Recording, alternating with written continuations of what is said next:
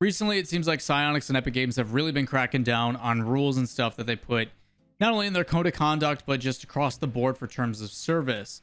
Primarily in today's video, we're going to be talking about two rules in particular. Number one is going to be rule number 7, code of conduct 7.1.3, and rule 8.2, disciplinary action, section 8.2.3. Both these have some interesting takes on them. We're going to be going through specifically who this applies to, what the situation is, as well as just everything else that's been going on.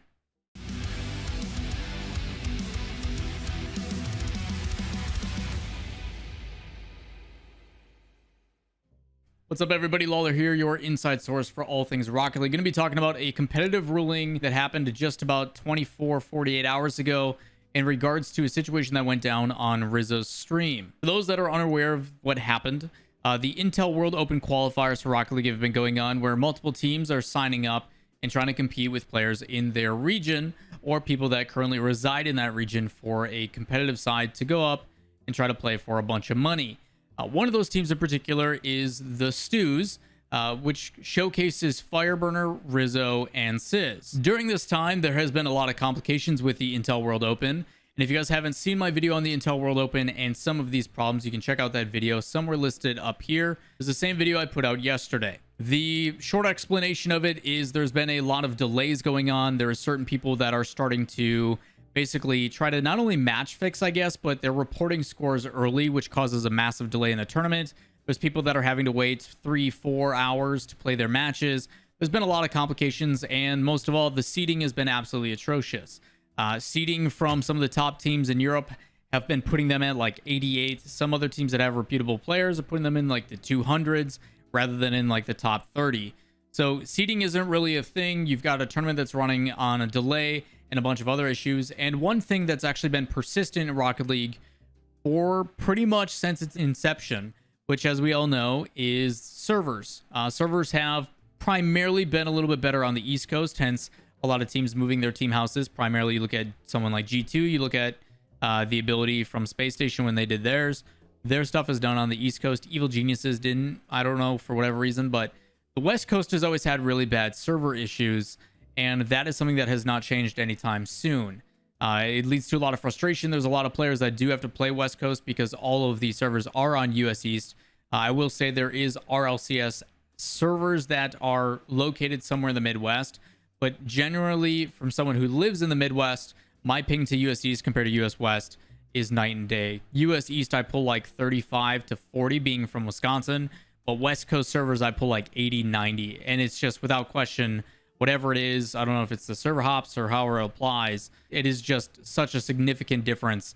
And in a game like Rocket League that's physics-based, that does make a difference. It helps deter things like ghost hits, or when you go to touch the ball, or little things. Considering everything is calculated server side for the ball physics, having a low ping is kind of a big deal. So there is definitely some concern, and this is where it all kind of stems from. Not only do you have a tournament that's running quite poorly, if being completely honest, based upon the way that it's set up and it's organized and everything else going on, you then have Sizz, who is in West Coast, he's in Palo Alto area, having a really difficult time trying to queue on this ping, and a problem that he has definitely expressed his frustrations on numerous times in the past. It's an ongoing issue, and I don't know if it's due to Sizz's internet provider, because for some reason in the United States we passed a bill that allowed monopolies to happen in the internet provider situation, or internet service provider, ISPs, your Verizon's, you know, what have you, Spectrum, whatever terrible internet provider you're using.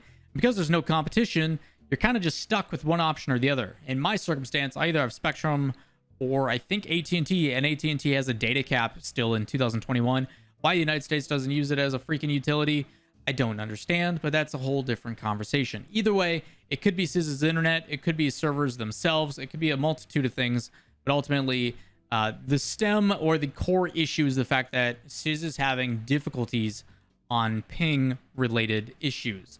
His connection to the server, he's lagging out of his mind, he's having a lot of difficulties, and it leads to a lot of frustration, and eventually, they do get to the lower bracket and end up being eliminated from the tournament. And when that does happen, so does this. Oh my god. This is fucking garbage, dude. I just want one fucking useless fucking member of Psyonix, one of those useless fucking employees, to sit and watch my stream and be like, yeah, this looks normal to me. You stupid fucking garbage company. Fucking disgrace. What a fucking disgrace. Dude, What a holy fuck shit. this fucking game. What a fucking joke of a game, dude. I'm sitting there with some giga handicap. Everyone's chilling. No problem, no lag. I'll go fucking take a fat, enormous cock up my ass. Enormous. Give me the whole Psyonix fucking building, the skyscraper. Shove it up my fucking ass, won't you? Holy fucking shit. That's garbage. I hope one of these useless fucks is watching my stream, dude. One of them, just one of them. A company full of fucking brainless monkeys. It's crazy. Jesus Christ. Like, what is man. this going on? Like, what is going on that I'm still lagging in 2021? It's been 7 years. Now, the Rocket League Esports Twitter ended up putting out this official ruling, and it says we have issued a competitive ruling for NRG Esports coach Sizz with links to the ruling, which we'll talk about in just a bit about the specifics, but I want to more so focus on some of the tweets, which we'll be displaying up here over the course of the video, most likely. There's a lot of reactions based upon how people feel about it, and people kind of nitpicking the rule and seeing if it qualifies or not. And I'll give my own take on how I feel this all went down, but there's some pretty good gems in here. My favorite in particular comes from, of course, the very respectable Mr. Harry Balls, with a Z. My sources close to RLCS have told me what Sizz did, and while I can't tell you what he did exactly, just know he's done. And not just done in RLCS, he's done, period. That has definitely turned into a copy-paste and is being used in many places, and I don't expect it to die anytime soon. But again, there is a lot of people in these comments and in these replies that are all over the place on the results and how they feel and what the situation is. So let's actually talk about the official ruling from Psyonix. In the post, it says, during a Twitch live stream on June 1st, 2021, NRG Esports coach Sizz violated the Rocket League Championship Series and Rocket League Player Code of Conduct. After a thorough investigation, it's a minute clip, and review of the evidence, Sizz will be disqualified from coaching NRG during the upcoming semifinals match in the North American RLCS X Championship on June 17th, 2021. For those that do not know, we had a ruling like this similarly about Reddles, where there was a bad admin call. Reddles got punished for it. Reddles ended up coming out and being vocal. He also got punished, but Reddles was banned from an entire day of competition, the group stage.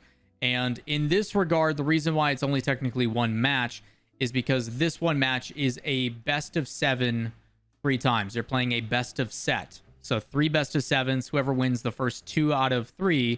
So if you win 2-0, 2-1, whatever it is, you end up moving on.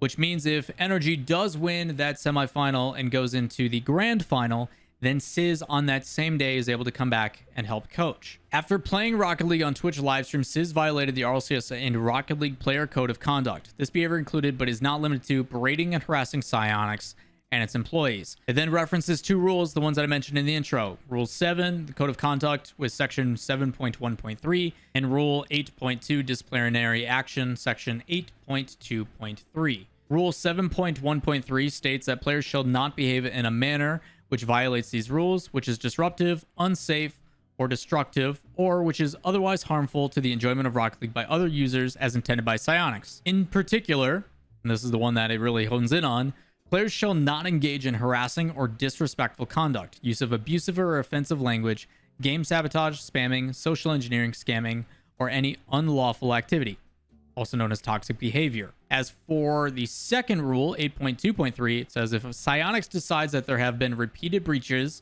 of these rules by a player, and there's a lot of people that are kind of nitpicking this part, repeated breaches. They aren't talking about repeated situations. They are not saying that it needs to be Sizz has to speak like this multiple times over multiple different circumstances. If he is constantly doing this within one time, it's still multiple offenses or repeated breaches because he is saying or stating things that are negative about the company or the employees that are toxic over and over and over again. At least that's the way I interpret the rule. Psyonix in this circumstance may hand out increasing disciplinary action, up to and including permanent disqualification from all future competitive play of Rocket League, which is stating that if this ends up happening again, then obviously the punishment is going to be more severe. Psyonix may also enforce any applicable punishment specified in terms of use, which are linked, or the Rocket League EULA, also known as an end user license agreement, which is what you sign when you sign up for the game and you're like, yeah, I totally accept. Code of conduct, rules, terms of service, sure, yeah, accept. And then you just blast through it. Then reference again relevant Rocket League code of conduct rules. If you are a content creator using Rocket League in any form of content, because it is their licensed IP, recorded, streamed on social media, or otherwise, you are subject to this code of conduct, terms of use, and that end user license agreement, as well as the Epic Games content guidelines, which they also link. Additional details can be found in the following details. They state in closing, we take coach behavior extremely seriously. This type of behavior is completely unacceptable and will not be taken lightly. Any additional infractions will result in increasing penalties, and we reserve the right to administer any additional discipline at our sole discretion. Rightfully so as a company. That's kind of how it goes. So overall, there's some interesting things about this ruling. Number one, right now, and if you guys don't remember, in the Rizzo suspended video I talked about, there's a lot of complications about trying to interact and work as a coach with lack of spectator slots and all the other difficulties. So to me, I look at this in a couple different ways. Number one, is it really going to make a difference? Is there any way that Psyonix can actively notice that Sizz isn't in like a team speak or something with the team coaching them, even though he's technically not allowed to? Is there any way for them to actually know if that's happening or not? He could quite easily just still do it, which again, I'm not saying is the best thing to do, but I'm saying that it is 100% possible. The only hindrance that I know that will probably be a direct effect is most coaches, and you see it, or at least I primarily know from version 1 circumstance with Fireburner, where Fireburner had to be the one to kind of mediate between the two. He had to get the username and information from the admins and all that kind of stuff. And that's kind of where the hindrance really comes into play. I don't know if they're going to just have Musty do it because he's the only one that's signed on the roster technically still as a sub. Coach Musty maybe coming in, probably not. But maybe Musty will take over and handle all that kind of lobby stuff and setting up things so they can get into the match. I don't know if that's going to happen. As for timeouts and calls like that, one of the players is going to have to alt-tab, message the admin and stuff within that small time frame. Otherwise, we can get another wrong ruling or wrong admin call like we saw in the Rizzo situation. Again, it's kind of this weird gray area about how it's going to be implemented or enforced. And on the other side, how it actually hinders the team. The only thing I can really think about is being within that Discord itself and how the players are going to communicate if they need to do a timeout or a tactical pause or whatever the heck. And we don't even know if those tactical pauses and stuff are going to be implemented. I would assume so because they're in for the majors and the playoffs and those like final days. So why wouldn't they be in the championship? I mean, it is 3 best of 7s at max. So that's a lot of gameplay. So I assume there's going to be a tactical pause. I don't know if it's going to be 1 per series or how they're going to equate that. Those rules haven't been finalized, but I don't really know if there's any real specific way that they can actually prevent Sizz from still coaching by just being in a different Discord or a different TeamSpeak or whatever it may be. Psyonix can't really track that or enforce that. Not saying you should, Sizz, but just saying it is possible. The other thing too is this is happening in the Intel World Open, a league that is not the RLCS. And because it is still the same IP that is encompassing this, obviously Rocket League Esports has the ability to, through their code of conduct, you are a representation of our product, our format, our whatever you want to call it. NRG, and being a coach of that team, you are a representation in some capacity, and that's why they're able to implement these rules. Even though it is not directly involved with the RLCS, the Intel World Open is its completely separate entity, but they all are encompassed under the Rocket League IP, which is interesting because they're punishing them for a different tournament, one that is obviously more significant. But on the other side of things, they don't punish the players from actually playing in the Intel World Open. Qualifier 2, which the Stews did not qualify in the closed qualifier, still have the ability to sign up and go play in Qualifier 2, just like they did in Qualifier 1. So instead of getting rid of them in the tournament where the issue actually exists, they punish in the more serious tournament and then still allow them to play in Qualifier 2, which I most definitely am going to watch that stream again because it was super entertaining. So yeah, I guess the content still persists. Overall, my thoughts, I mean, obviously you can't attack employees like that. I'm very critical of Psyonix all the time. I'll be the first to admit it. If they do something stupid, if they make a bad format, if they make a bad call, things like that, I'm quick to criticize because I do care deeply about the game. And I do understand where Sizz is coming from. After how many years of wishing servers on the West Coast were fixed and viable and able to be played on, there still doesn't seem to be anything working towards that end goal of an actual competitive environment. Because when he's playing on triple, quadruple the ping of everybody else, he's at a clear disadvantage, and it obviously shows. And if you go watch those matches through their qualifiers, he's rubber banding like crazy. There's a lot of difficulties. And again, I don't know if the issue stems from his internet service provider or if it is the servers themselves, but we do know that the West Coast servers have always been kind of iffy. Overall, again, you cannot attack employees like that. You can't call them, quote, brainless monkeys and this and that. It's not a good look. Obviously, you can be frustrated. Yes, you can express those frustrations. And I understand in the heat of the moment, Sizz is extremely pissed off and kind of justified too when you're trying to compete and do your best. But the one thing you've been constantly upset with and not getting that thing fixed is still being an issue. You know, as he states, 7 years later, 6 years later, and 6 years later, Rocket League servers still continue to be a constant issue, which doesn't help with the free-to-play and the constant influx of players and everything else going on. It's something that I wish was tackled more and more, especially with the help of Epic Games, which kind of is the whole point of this. It definitely feels like Epic Games is really starting to crack down on these terms of service issues and the fair use policies and the, you know, end user agreement stuff.